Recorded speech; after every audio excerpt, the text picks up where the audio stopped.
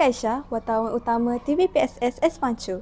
Sepenuh bulan yang mulia ini, pihak sekolah telah melancarkan majlis peluncuran program Ihya Ramadan dan pelancaran program Sumo bagi tahun 2026. Pelbagai aktiviti telah dirancang oleh pihak sekolah bagi menjayakan pelancaran program tersebut. Oleh itu, bersama-sama kita menyaksikan perjalanan majlis pelancaran program tersebut.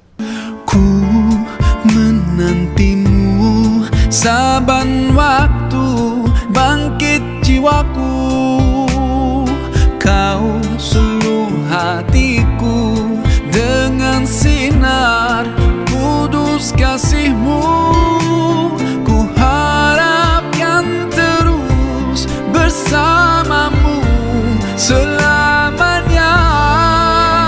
Ramadan, Ramadan, Ramadan di hati. Ramadan, Ramadan, ku mohon usah pergi.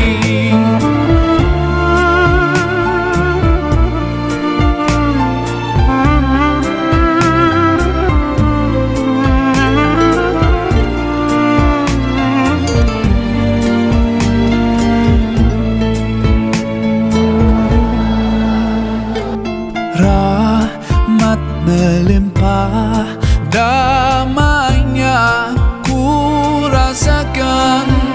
Ramadan, bulan Al-Quran, mendidik jiwaku, menyuburkan iman. Ku harapkan terus bersamamu selamanya. Ramadan, Ramadan, Ramadan di hati. Ramadan, Ramadan, ku mohon usah pergi.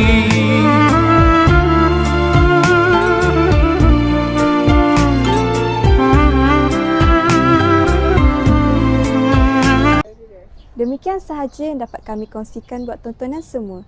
Semoga perjalanan program ini memberi pelbagai manfaat buat semua. Ahlan wa sahlan Ramadan. Semoga kita berjumpa lagi. Bye.